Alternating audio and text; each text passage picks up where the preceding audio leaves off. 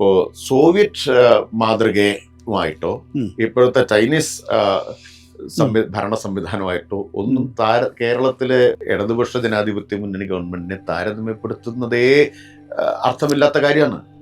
ഇന്ത്യയിൽ ഒന്ന് ഇത് ഒരു പ്രവിശ്യാധികാരം മാത്രമുള്ള പരിമിതമായ അധികാരം മാത്രമുള്ള ഒരു ഗവൺമെന്റാണ് കേരളത്തിലുള്ളത്. ദേശീയ തലത്തിലുള്ള സർക്കാരല്ല. ദേശീയ നയങ്ങളുടെ ഭരണഘടനയുടെ ഒക്കെ ചട്ടക്കൂടിനകത്ത് പ്രവർത്തിക്കുന്നു. 2, ലോകത്തെ ഏറ്റവും കൂടുതൽ പാർലമെന്ററി ജനാധിപത്യത്തിന്റെ അനുഭവമുള്ള ഒരു പാർലമെന്ററി ജനാധിപത്യ ഘടനയിൽ ആളുകൾക്കിടയിൽ പ്രവർത്തിച്ച അനുഭവം ഏറ്റവും കൂടുതൽ ഏറ്റവും ആദ്യമുള്ള കമ്മ്യൂണിസ്റ്റ് പാർട്ടി കേരളത്തിലേതാണ്.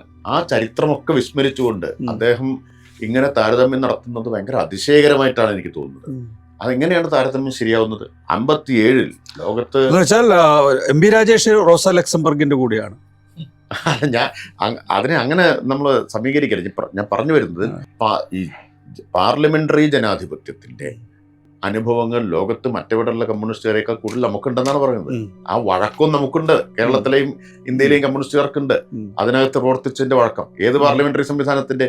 ബൂർഷ്വാ പാർലമെന്ററി ജനാധിപത്യ സംവിധാനത്തിനകത്തുള്ള ആ വഴക്കം ഉള്ളവരാണ് കേരളത്തിലെ കമ്മ്യൂണിസ്റ്റുകാർ. അതാണ് ജാക്ക് റാൻസിയർ പറയുന്നത്.